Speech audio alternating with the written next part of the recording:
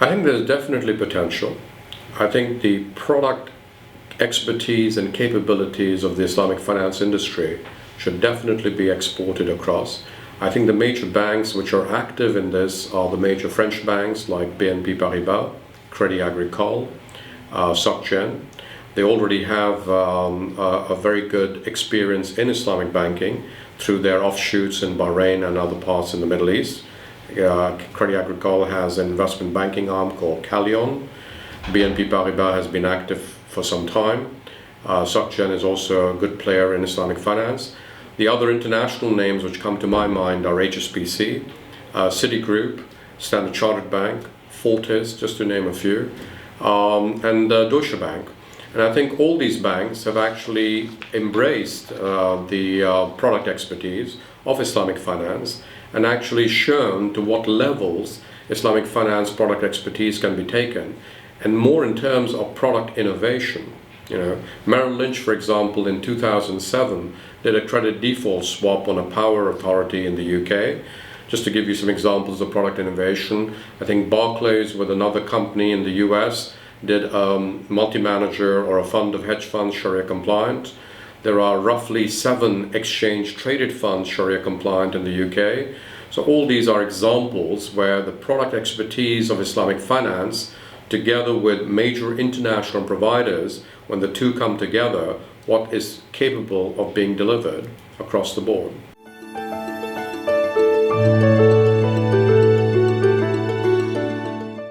There is definitely demand across the board, not just in Takaful, but also in the Sukuk issue.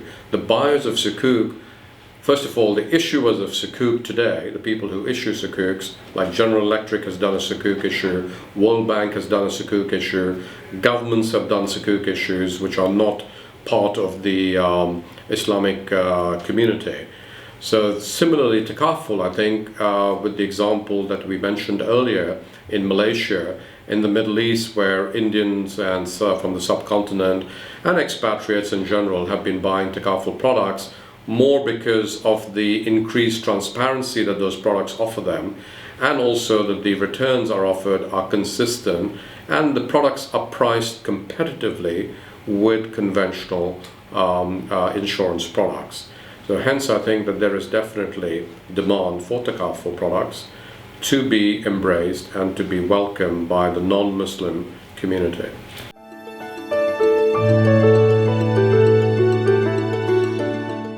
The population is, the consumers generally are becoming more aware of the benefits of Islamic finance and Takaful product lines, and therefore they're being attracted to it, as I said to you, based on principles of transparency, full disclosure, fairness to the consumer, and also to the extent that they are getting a better risk-sharing model for them between the financial institution, the provider, and the consumer.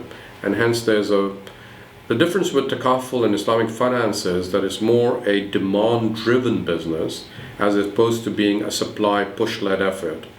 So it's actually the customer who is requesting these kind of products from their provider when they walk into a branch of a bank, as opposed to the bank or the provider trying to push that product towards the consumer. And that's the big difference, I think.